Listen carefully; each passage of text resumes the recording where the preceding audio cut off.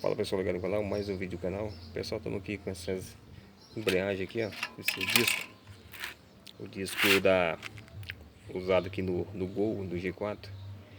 Ele tava com barulho, parecendo um rolamento de colar, né? Se pisava, ficava aquele barulho, né? E aí desmontou, nós desmontou aqui pra ver. O rolamento tá normal, belezinha, ó, normal, sem barulho nenhum. A embreagem tá nova, tanto o disco como o trator.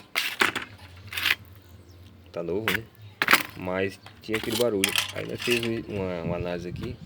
Essas molas, as molas dessa marca de embreagem da Sasso, essa marca aqui, ó, ela tem dado esses probleminha de barulho, né? Pra quem o carro é silenciosinho, né? Aí começa a fazer aquele barulho, tipo rolamento de colar, fica, entendeu? Nós desmontou, nós estava achando que era o rolamento do colar que tava com defeito. O rolamento tá macio, normal, zerado, né? A embreagem tá nova, zero. O colar também tá em ótimo estado. E o defeito daquele barulho é essas molas, entendeu? No caso dessa marca aqui, da Sasso. Agora, usando essa outra marca aqui, ó, tanto da Valeo como da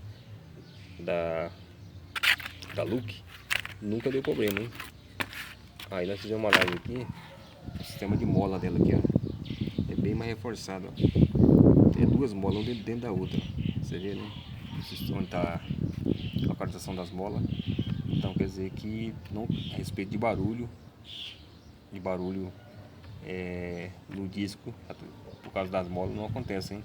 Com essas duas marcas, da Valeo e Look.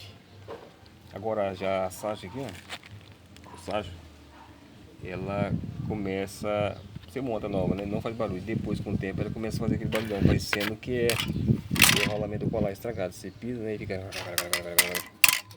Essas molas começam a vibrar lá, ó, faz um barulho parecendo o rolamento do colar. O rolamento do colar e aquele outro rolamentinho que vai dentro do volante. A gente pensa que é um dos... Confere os dois, né, depois desmonta. Mas nós chegamos à conclusão que é o próprio disco, o barulho nessas molas.